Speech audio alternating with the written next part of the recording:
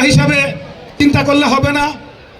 এই 21 আমাদেরকে শিকড়ের সন্ধান দেয়, যেই শিকড়ের সন্ধানের প্রেক্ষিতে আমরা 71-এর মহান স্বাধীনতা সংগ্রামে বাংলাদেশকে স্বাধীন করতে পেরেছি। যে চেতনায় আমরা 90-এর স্বৈরাচার বিরোধী আন্দোলন এবং বিশেষ করে বিগত 2024 সালে ফ্যাসিবাদ বিরোধী আন্দোলনে ছাত্র জনতাকে ঐক্যবদ্ধ করতে সহায়তা করেছিল। এই ছাত্র জনতার ঐক্যবদ্ধের ফসল হিসাবে গণ অভ্যুত্থানের মধ্য দিয়ে আমরা 16 বছর এই জাতির কাঁধে চেপে থাকা এক ফ্যাসিস্ট সরকারকে উৎখাত করে আমরা একটা গণতান্ত্রিক রাষ্ট্রের দিকে ধাবিত হতে যাচ্ছি।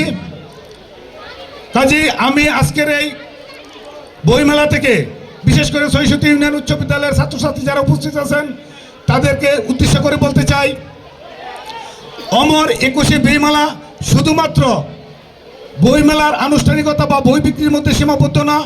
আমি অনুরোধ করব এই 21 কি এবং 21-এর ধারাবাহিকতাকে কেন্দ্র করে আমাদের যে ঐতিহ্য সংস্কৃতি গড়ে উঠেছে তা লালন করা, তার উপর গবেষণা করা এবং আগামী দিনে বাংলাদেশকে একটি গণতান্ত্রিক রাষ্ট্র হিসাবে বিনির্মাণে মানবাধিকার এবং আইনের শাসন প্রতিষ্ঠার লক্ষ্যে 21 যে আমাদের পথ দেখিয়েছে সেই পথে ধাবিত হওয়ার জন্য সকলকে অনুরোধ জানিয়ে আমি আমার বক্তব্য শেষ করছি। আসসালামু আলাইকুম।